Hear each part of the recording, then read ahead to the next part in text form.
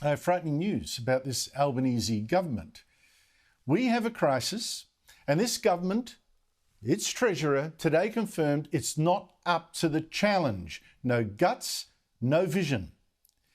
Now, last night I asked, where is this government's plan to save this country, to save you from this cost of living crisis? Australians are getting poorer fast, real wages falling as prices explode at the supermarket, at the petrol stations, your energy bills. And Treasurer Jim Chalmers today admitted you are going to get poorer for another year or two at the very least.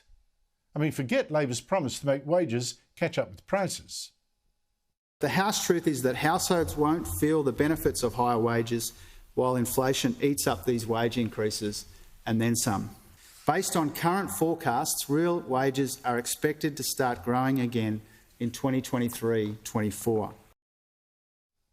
Now, I wouldn't bank that promise. It'll get better in a year or two.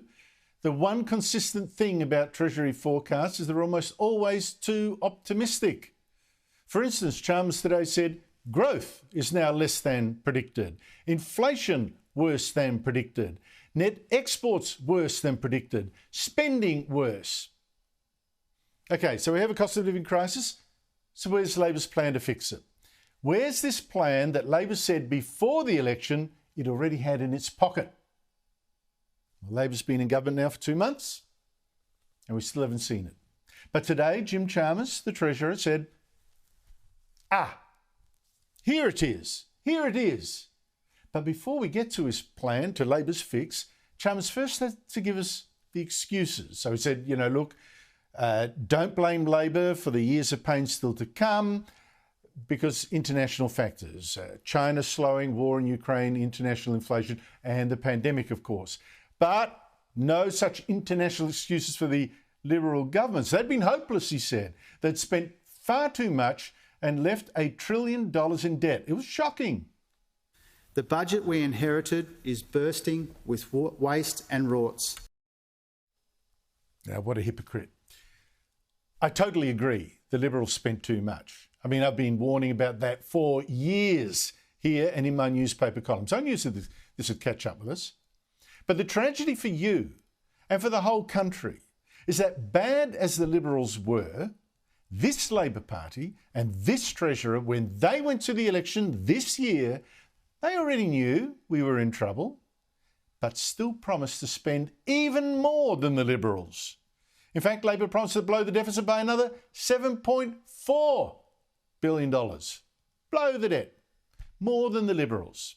And worse, Labor also promised to spend yet another $45 billion off budget. Off budget means it's extra spending that Labor's not going to put into the official budget or even record on our official debt figures, because it's got an excuse. This is not really spending, it's investment. And mostly on, guess what? Labor's U-Butte global warming schemes. Do you reckon you're not going to have to pay that back? Now, if Labor were dead serious about tackling this crisis fast, reducing demand, cutting spending, it would right now say that a lot of that extra spending it promised will be frozen. No new spending. Got to get inflation under control first. But it didn't do it, did it? The only thing, in fact, this government has done so far about this crisis is write a letter to the Fair Work Commission to say, oh, look, please, can you tell bosses to give our lower paid workers an extra $1 an hour? That was its election plan. Write a letter. But Treasurer Jim Chalmers today said he now did have a plan. But you tell me if this passes the sniff test. First, he said it's going to cut some spending, probably in the budget in late October. Our government must make the difficult decisions necessary for responsible budget repair, so that in the future, when there is another pandemic or another price surge or more global pressures, future governments are not left in this situation with so many problems to solve but so few resources to solve them with. OK, but what spending cuts are coming and how much and when?